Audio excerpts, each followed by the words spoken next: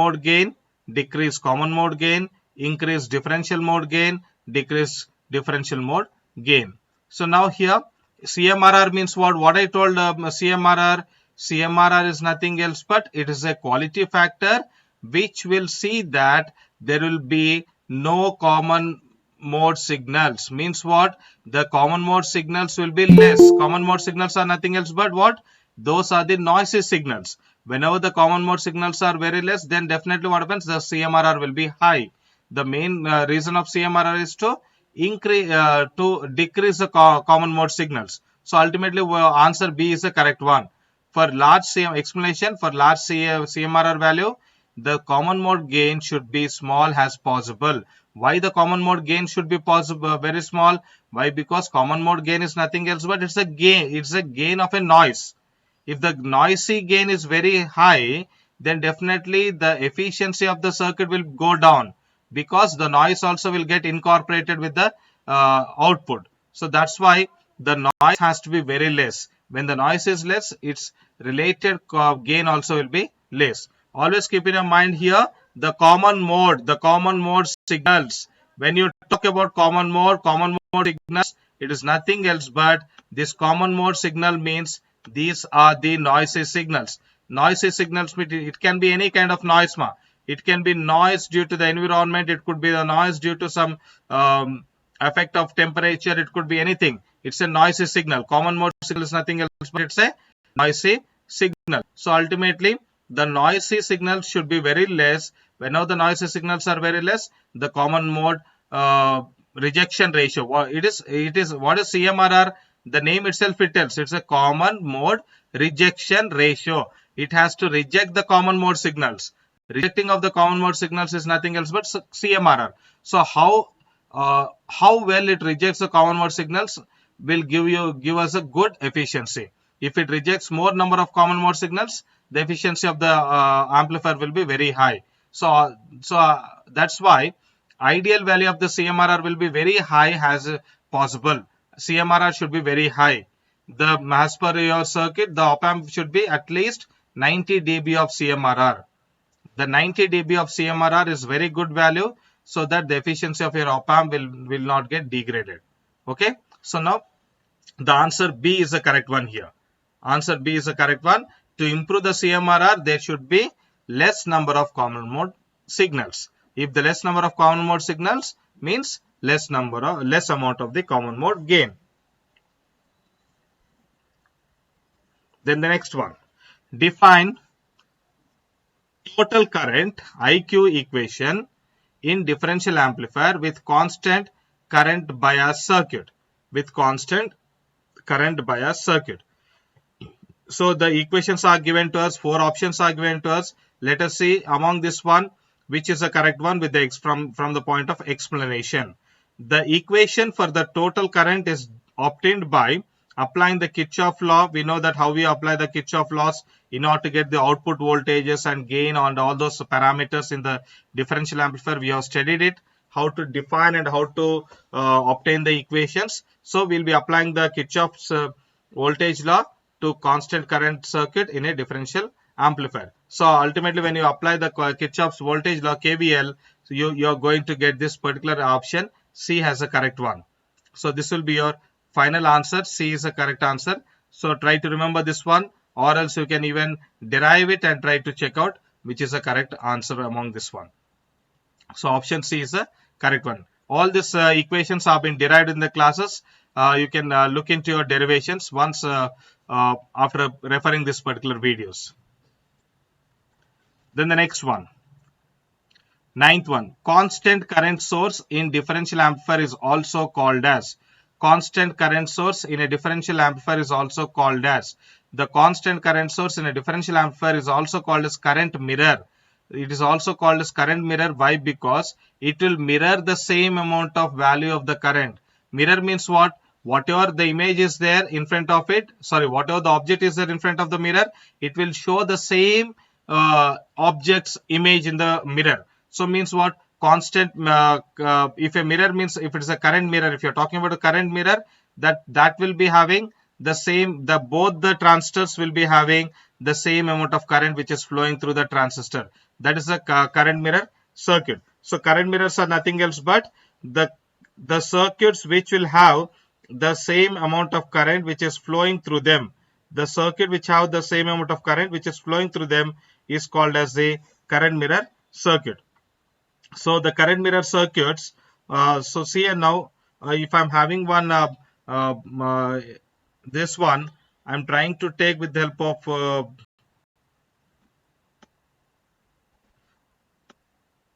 a MOSFET point of view. If this is my transistors which are connected over here, such a way that this is again the differential amplifier only. We are drawing the differential amplifier where the inputs are the input, both the base terminals have been biased with each other, and this kind of network. See now what we have done here, we have connected this terminal. The output of one transistor is connected to the base of this one. So this is a gate. In fact, if it is a MOSFET, I should call it as a gate. The output of the drain of one of the transistor is connected to the gate of the this two transistors. This kind of networks we call it as a current mirror. Now it will act as a current mirror. Now it will act as a current mirror. Means what? Whatever the amount of current is flowing over here, that particular current which is flowing over here, it will resemble the same amount of current in the other branch also. The current which is flowing over here will be resembling the same amount of current in the another branch. So that's why we call this kind of networks as a current mirror networks. We will represent it as a CM, current mirror circuits. So now constant current source, always keep in your mind, if it's a constant current source, means your answer first one is the correct one. Constant current source means the current is going to be same in both the branches. It is a current mirror is the answer. The output, so see now, the output current explanation. The output current is a reflection or mirror of the reference input current. So what is, if this is my REF, reference input, if this is my, excuse me, I'm writing it again here. I have denoted that one as a current here. Whatever the current is flowing over here in this particular branch, I told it is the same amount of current in the another branch. If this is my reference current, then if this is my output current, why? Because this circuit is called as a single-ended output circuit. Why? Because one of the output is directly shorted with the gate terminal. So I can call it as a single-ended one. I'll be having only one output which is opted at this terminal. Now here, this is a drain terminal, or the same kind of terminal in the BJT is called as a collector terminal.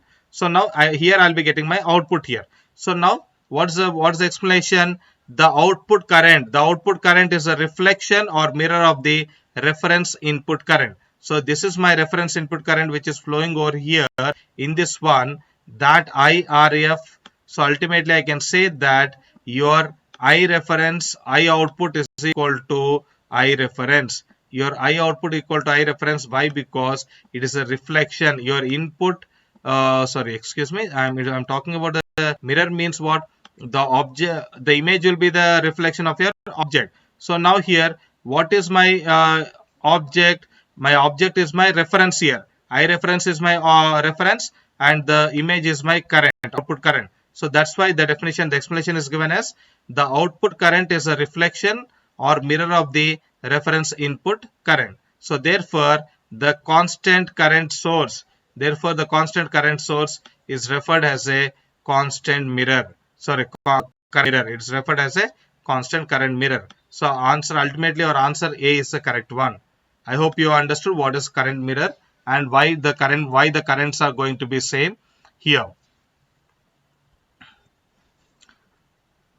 Now the next one, when will be the mirror effect valid? When will be the mirror effect valid? So these are the options, and you are supposed to remember this options here. It depends upon the equation of the output current. It depends upon the equations of the output current. We have told just now, we have studied here, your output is a reflection of your input. That's the I reference. So now ultimately it's the I output. So output is what? In my case here it's the ID. Since I have taken here what I have taken the MOSFET, it is a drain current. But when I go for my BJT, it will be what? It will be my collector current. Drain is equivalent to collector in BJT. So now here, you are supposed to find out what is the collector current equation. From the collector current equation, we can say when will be the mirror effect valid. When will be this mirror effect is going to be valid. It means what? When the output current is going to be equal to I reference. Mirror effect is what? Whatever the current is present at the input side will be the same as the current at the output side. That's a mirror effect. We are supposed to see when this kind of both the currents are going to be equal in both the branches. That is a mirror effect valid. So you should check the when this mirror effect is going to be valid. See the explanation here. The value of beta is used in the equation. What is my formula here? My formula is IC. IC is what? My output current. Output current, why? Because why should I call this output current? Because it is a current which is taken at the collector in the BJT. Collector current equal to beta upon beta by beta plus 2 into I reference. Beta upon beta plus 2 into I reference. So it almost becomes unity and the output current becomes equal to I reference. So it almost becomes unity and output current becomes equal to I reference. So when should this valid? Whenever the beta is very much greater than 1. Whenever the beta is very much greater than 1, you just substitute in this equation.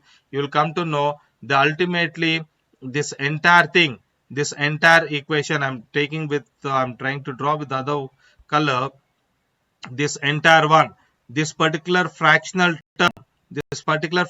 term should be equal to 1. Whenever this particular fractional term is equal to 1, then only it is going to be almost this complete fractional term is going to be equal to 1. Then only this IC is going to be equal to I reference. Then we can say the mirror effect is valid. But in your options here, the options are given very trickily. The options are given only in terms of beta. But we are having here the fractional term. It's beta upon beta plus 2. So whenever the beta value is very greater than 1, whenever the beta value is much greater than 1, then only this value is going to be equal to 1. Then only this value is going to be equal to 1. Then we can say that your output is output current is going to be equal to I reference. So ultimately your answer A will be the correct one. Don't think that a beta is equal to 1. If beta is equal to 1, it will be 1 upon 1 plus 2, 1 by 3 times of the I reference. If I'm trying to take beta equal to 1, then it will be 1 upon 1 plus 2, that is equal to 1 by 3 times of I reference. So that is not the correct equation which tells about the mirror effect. Ultimately this entire fractional term has to equal to 1. That is my internal main thing which I am looking for, so that my output is going to equal to I reference. So that is valid only when the beta value is very bigger than the 1. When beta value is very bigger than the 1, then only it is valid. So this is about mirror effect valid. Then the next one. Calculate the value of reference current and input resistor for current mirror with IC is equal to 1.2 microampere and VCC equal to 12 volts and assume beta is equal to 50. So now just now we have used this formula in the mirror effect validation concept. So what they have told us to find out, they have asked us to find out the reference current, I reference. They have asked us to find out the I reference provided whenever the input resistance for the current mirror they asked us to find out, calculate the value of I reference and also the input resistor for the current mirror. If my output current is equal to 1.2 microamperes and VCC equal to 12 volt and assume beta is equal to 50. So these options have been given to us. Let us now try to find out this I reference and also the resistor value. So let us see now. We'll go to the same formula which you have just now you have used here. What is the formula here? The formula is I is equal to IC. Output current is equal to beta upon beta plus 2 into I reference. Your beta values have been given to you. IC value is given to you. IC is equal to 1.2 microampere. Beta is equal to 50. into I reference. If you simply substitute the IC and beta value, you are going to get the I reference. So I have substituted over here. Ultimately, I have got my I reference equal to what? 1.248 milliampere. I have got 1.24 milliampere. Just by looking at this value, you can see which is the correct answer first of all. See now how trickily that particular question has been framed.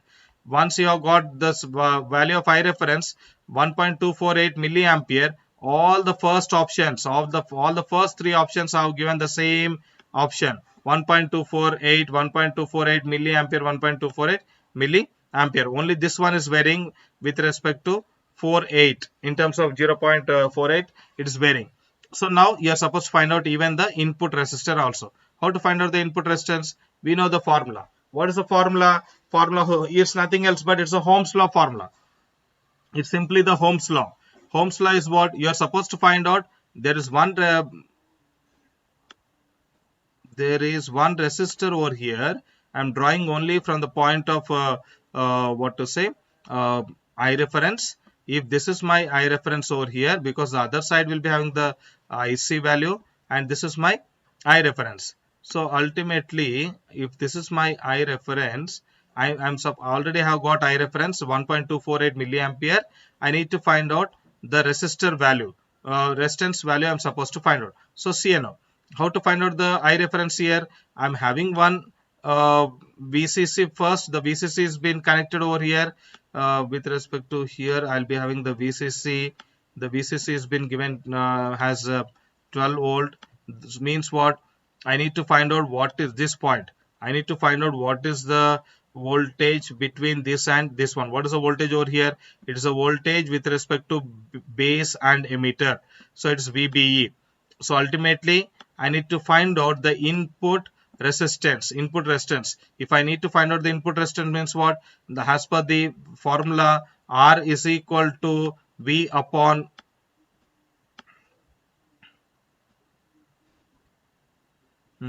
excuse me, V equal to IR. Your formula is V equal to IR. Excuse me, just a minute. I'm trying to erase it all.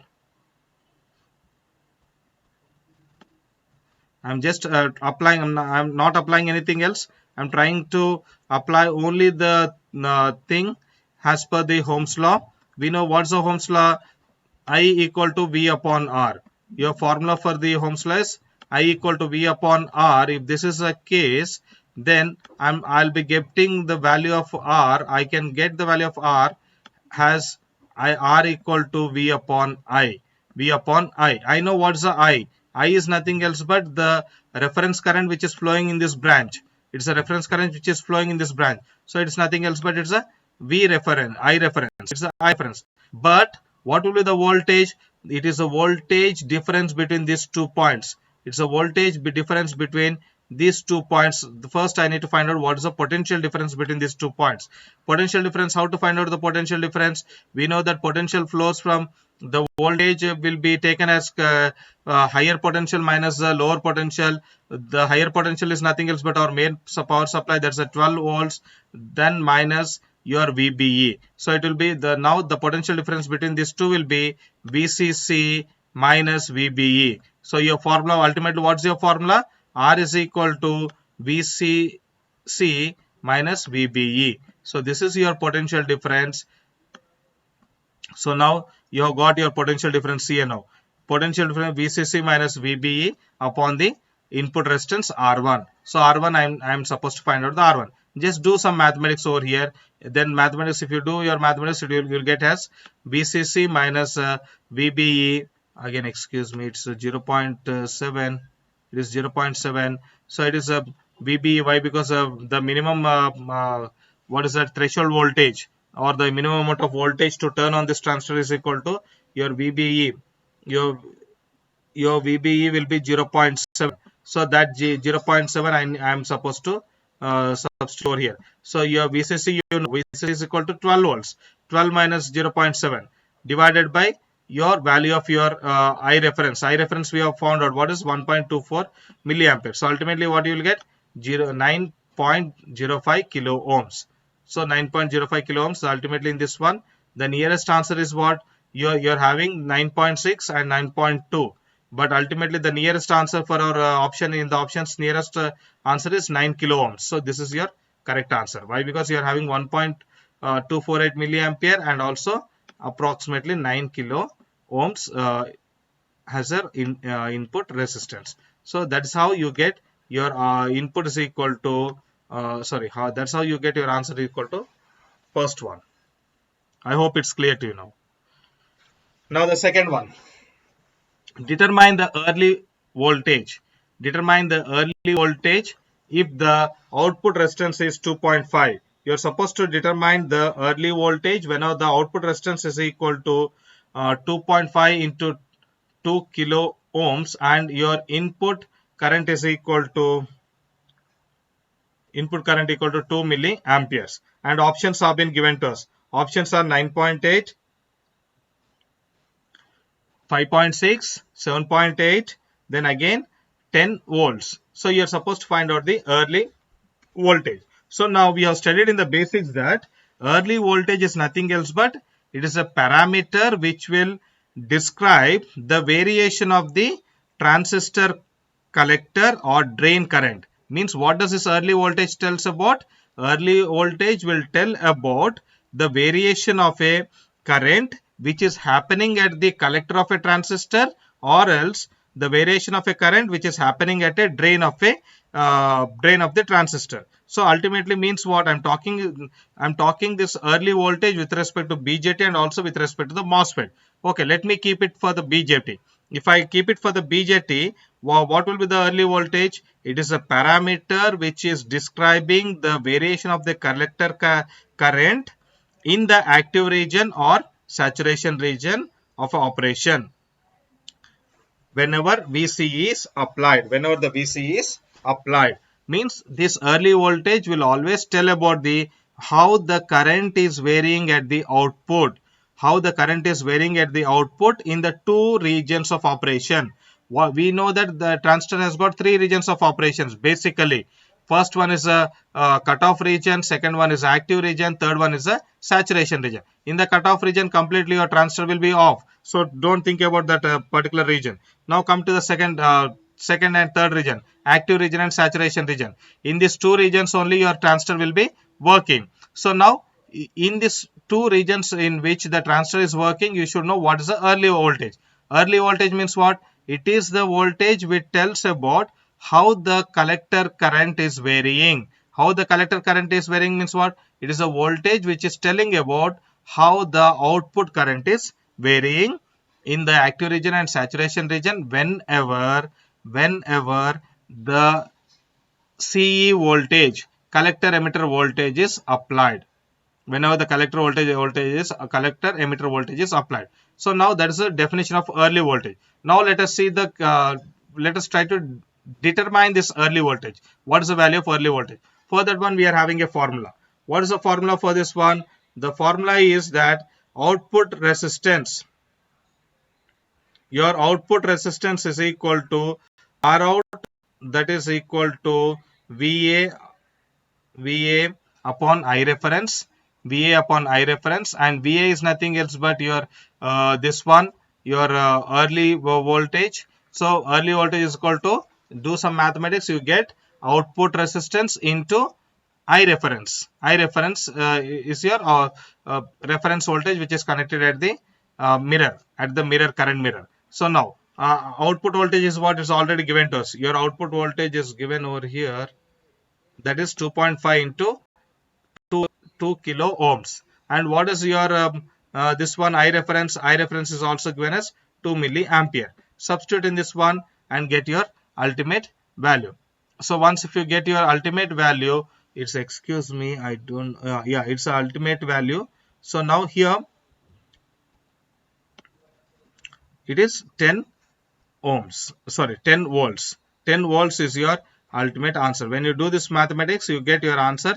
D is the correct one. Answer D is the correct one. 10 volts will be the early voltage.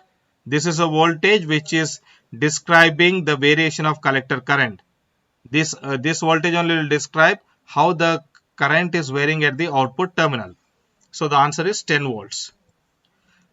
So now here we have completed the first set of numericals regarding the concepts of differential amplifier and current mirror and the early voltage. I hope it's clear to you.